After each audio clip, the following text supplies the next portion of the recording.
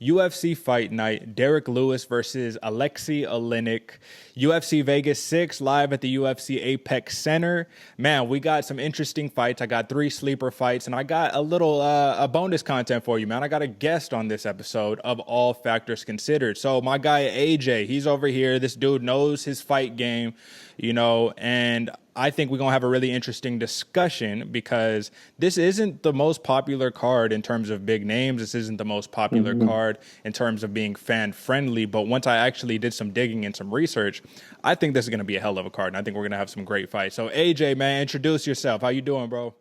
Doing good, man. Doing good, Derick. Good to be on here. Yes, chilling, sir. man. So excited for these fights. And like you said, it's not necessarily the biggest fan friendly, but if you know who these fighters are, there's some bangers on here. Dig. So what we're going to do, like I said, 3 sleepers between both of us. And I know we have a little bit of an overlap in terms of our sleepers. So I decided let's just start off with this one. And I'm going to go first. It's one that we both got. And this is number 8 ranked Yana Kunitskaya is facing off versus Julia Stolarenko. It's her UFC debut. Her last fight was an Invicta title fight for the Bantamweight Championship. One of the bloodiest women's fights that I've probably ever seen.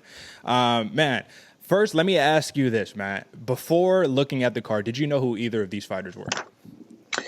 I knew Yana. I watched Yana's last fight. It was okay. Not the most exciting, but when I did a little research on Stoliarenko, because I've heard the name, that's when I really started to like her as a sleeper. Dig. So I'm looking at the card. I say I have absolutely no idea who half of these fighters are. But once again, like you said, I went and watched some fights, did some research, and I said, oh, I've seen her fight before. You know what I mean? I saw, and I want to say it was her UFC debut where Kunitskaya got demolished in under 1 round by Chris Cyborg, so definitely a tough test. But here's why I like this fight is because this has all of the makings, all the potential to be a real firework blowout striking match. Both of these fighters like to strike. Both of these fighters are comfortable on the ground. But my big takeaway is that Kunitskaya wants to get you up against the clinch and wants to throw those big body knees, or knees to the body, should I say. She's strong, man. Her grappling is nice, and she'll look to submit you when given the opportunity. But it's important to note that her last 2 losses have both come by ground and pound TKO stoppages, which is where it gets interesting because I don't know if you're familiar, but Stolarenko, 8 of her 9 wins are by armbar. This is like the next Ronda Rousey in the making right here, man. So if these 2 go to the ground, I think that it's kind of going to be like a neutralizing factor, right? I don't know if the armbar submission will be here for you. What's your takeaway from this fight, man?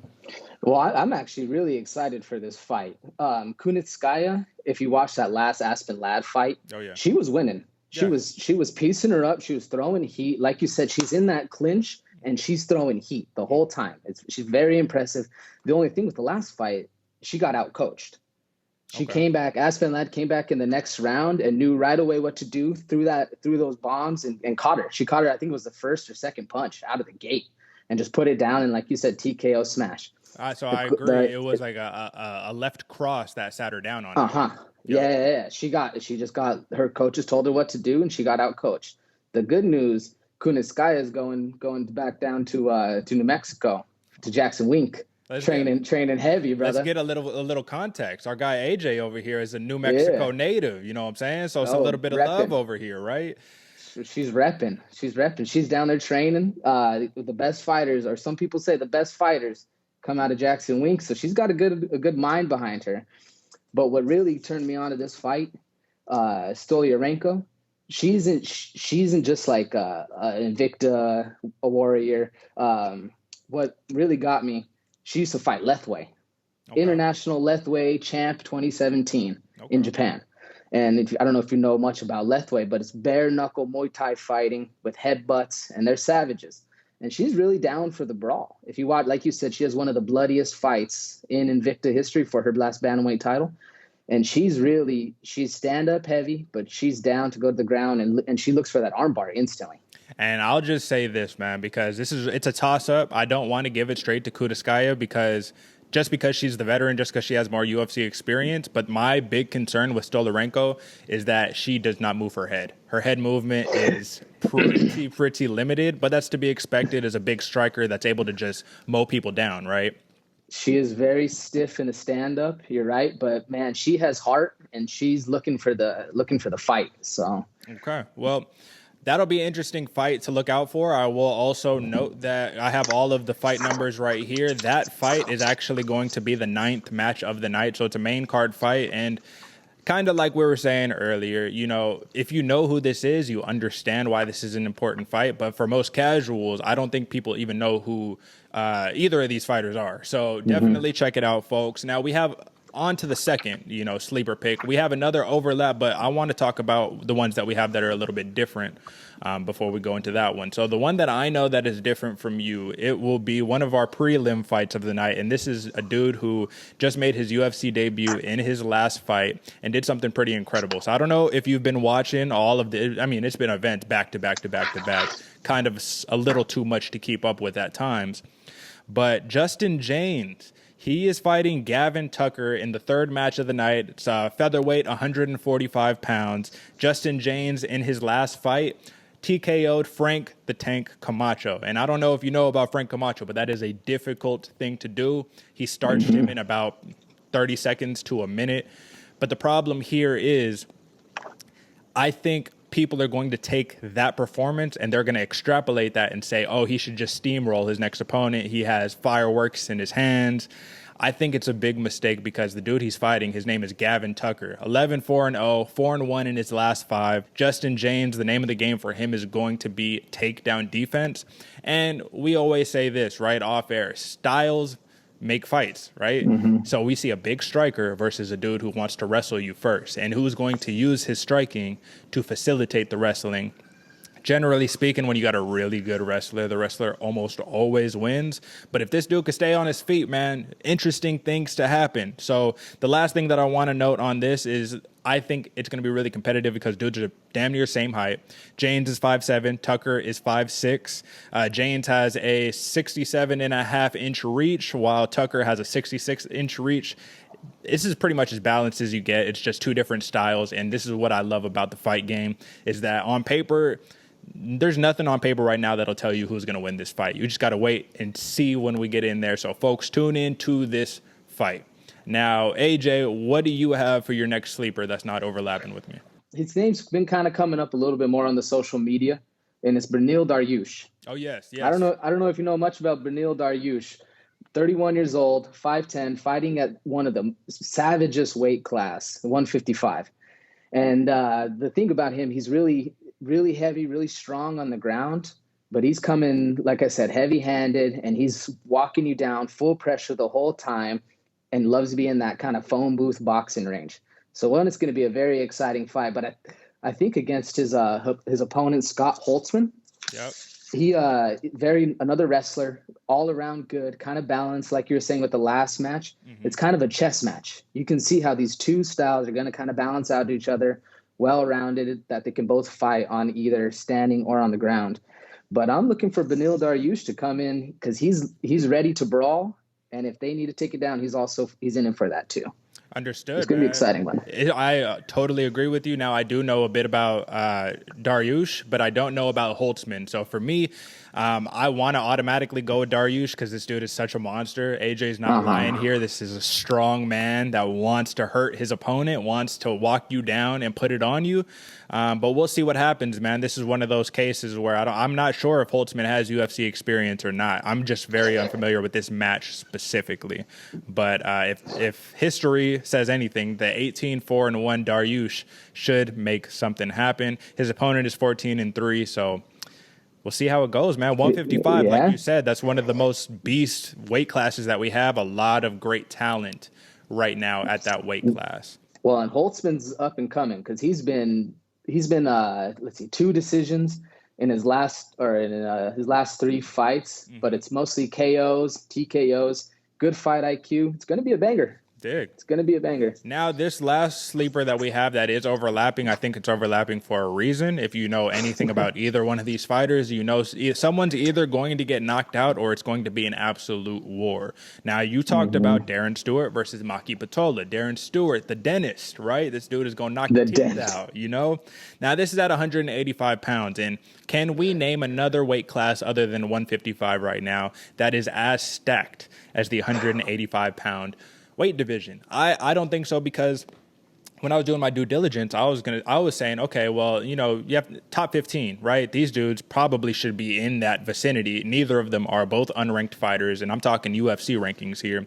But I want to talk about Maki Patola for a minute, because I wasn't too familiar with this guy. I started watching a couple fights and I said, oh my goodness, give it a couple years, this man is going to be an absolute killer of a fighter. He's 13-5-0, 4-1 in his last 5, finished and won 4 of his last 5 by knockout or submission, and 10 of his 13 wins resulted in a finish. Maki Patola is an absolute monster. He's going to walk you down. I don't know if you've seen his wrestling, but this dude ragdolls people like a Yoel Romero. So that's the beauty of it, is when you can strike, when you're strong, when you're walking your opponent down, but you can also dictate where the fight is going to take place.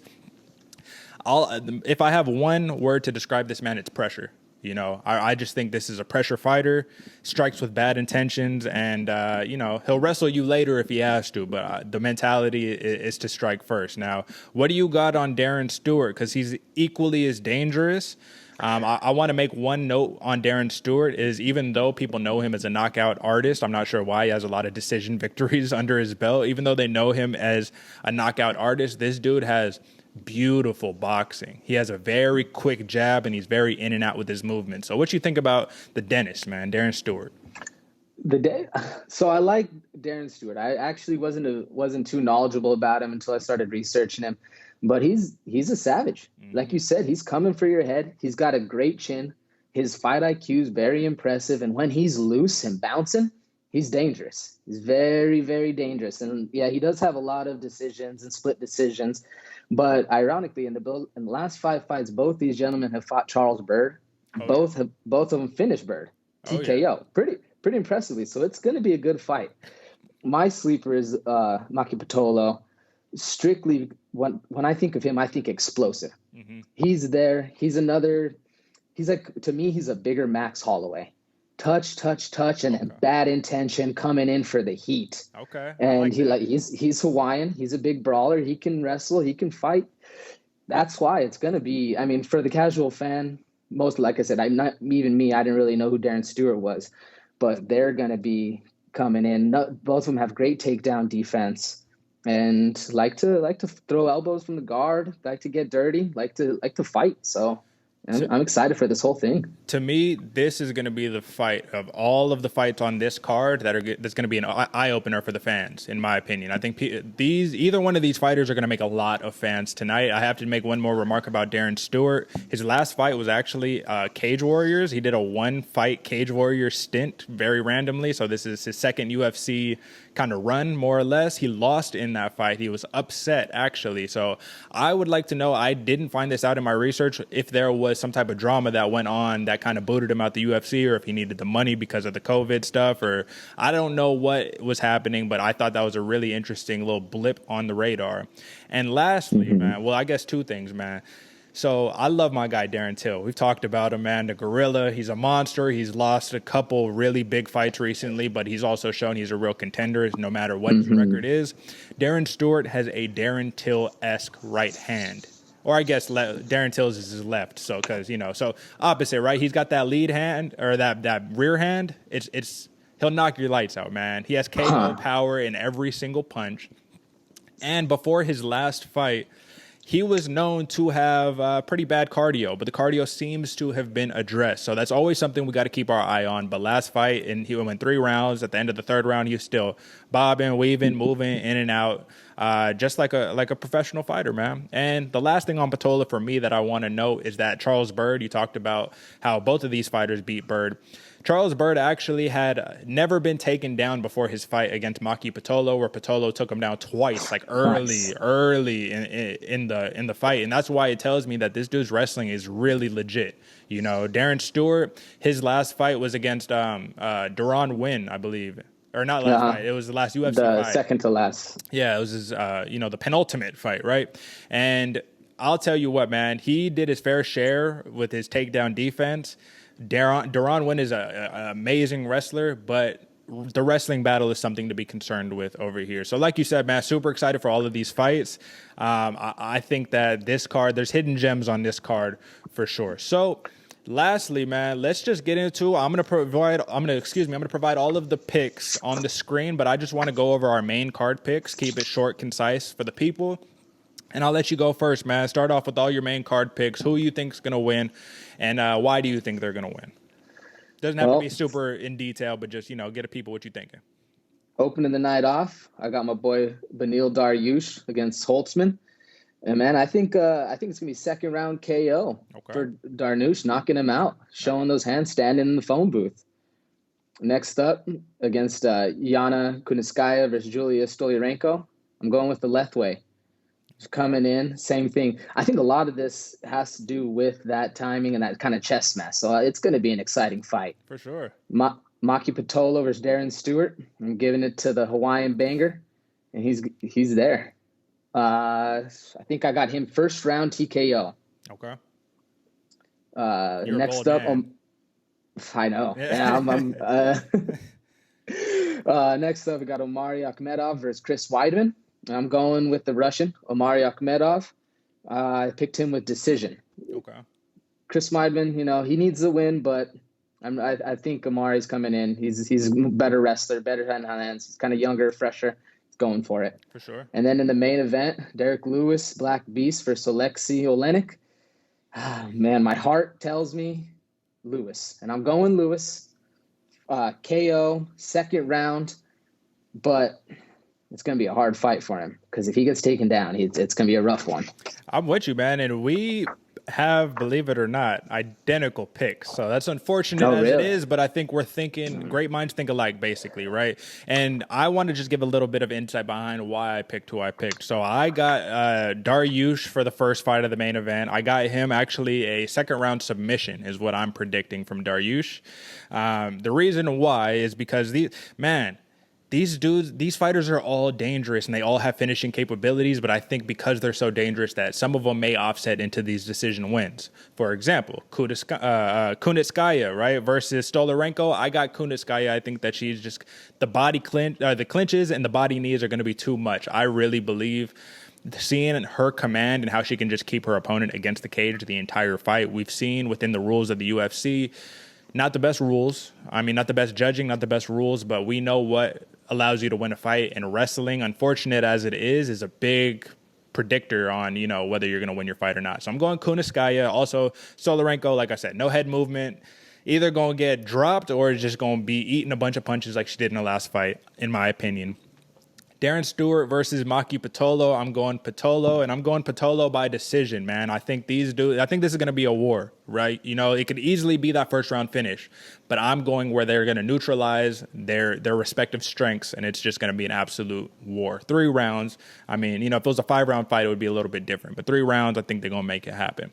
Now, here's what's the interesting thing, man. We agreed on Chris Weidman and Omari Akhmedov, and I picked Akhmedov by decision specifically as well. So we were literally the same on that. But I want to talk about why.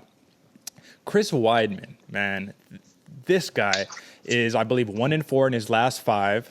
His one win came by submission, and I believe he was either submitted or knocked out in the other 4 fights. Listen, man, he's fought some absolute killers, dude. But I'll say this. Chris Weidman reminds me right now of a fighter with his back against the wall.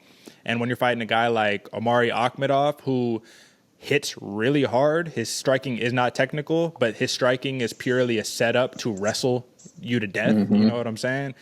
And even though Chris Weidman, All-American wrestler, I think he's going to be looking for a finish. He won't let it go in the hands of the judges. You're 1-5. You know, I don't know what the contract is, but I would assume he loses again. He gets cut. You retire. Something's got to give. Chris Weidman recently said in an interview he's not going to be fighting until he's 40 years old. So we'll see what happens, man. We'll definitely see what happens, but I think Akhmedov, I think it's an unpopular pick. I think just for name recognition, people will go with Weidman, but I'm going Akhmedov. And lastly, Lewis Oleinik, you went second round KO. I'm going first round KO because I think if Lewis doesn't knock Oleinik out in the first round, I mean, Oleinik's nickname is the boa constrictor for a reason. Dude's like 45 years old, but regardless, and I think it was 2 fights ago, Oleinik beat Maurice Green by armbar, which shows, I mean, Maurice Green is basically a Derick Lewis. Not the same caliber, but big striker, big, powerful striker that will put you out with any punch. And he showed that if he can slip those punches, he can throw. He's strong as an ox, man. He throw a couple punches your way simply to get you on the ground, to try to submit you.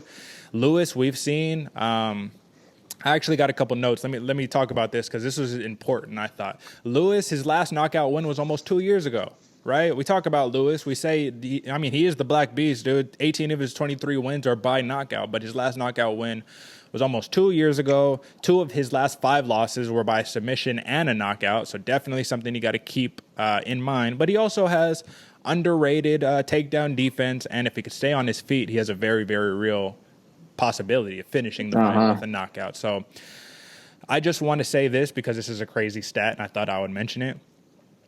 If anyone's familiar with Alexei Oleinik's record, dude is 59-13-1, 46 wins by submission. You know, I just wanted to say that because when I read this, I said, what the hell? How you get a fighter with a crazy record like that? Obviously, I think he only has about like 20 fights in the UFC. They're not all in the UFC, obviously, but number 10 versus number 4, these are ranked fighters, man. You cannot count any one of them out. So that's it, man. I'll pull up the picks as we do in this last little talk and conclude this episode, man. But Saturday night, man, it's definitely something to watch for. As you can see, ladies and gentlemen, this is a new format to the show. My guy AJ, will be joining me here on some future episodes where we could talk this fight stuff, give you a clear picture of why we're picking what we're picking, and, name a couple fighters that, I think will be relevant in future years, but don't have the name recognition right now. Would you agree? I definitely agree, 100%. So I like this fight coming up, this whole card, strictly because I think it's set up for the fans to learn that the chess matches are there and it's brawlers versus wrestlers. Oh, yeah. A good time to kind of introduce everybody to what fighting is best about. 100%. And then let me just do a little count real fast. So you got 1, 2, 3, 4. You got 5 of the 12 fights tonight that are by some big boys, 185 pounds and up. And what I've been seeing recently is a majority of the fights have been small guys, little guys, flyweights, bantamweights, featherweights, all these guys, right? But we're liable to see a bunch of knockouts. I don't have a bunch of knockouts in my picks, but I would not be surprised if that's the way that it went, man. So, folks, let us know in the comments who you're picking, why you're picking them, and we can go 0 for 12 or 12 for 12 on these fights. In the fight game, it's a 50-50 chance with any fighter, don't matter how much research you've done. AJ, man, you got anything else for the people? And that's it, my man. It's good to be on here. Yeah, I appreciate you for stopping by, man. Appreciate you for making some future appearances with us on AFC, All Factors Considered. Folks, we'll see you on Fight Night. Comment below. Until next time, peace.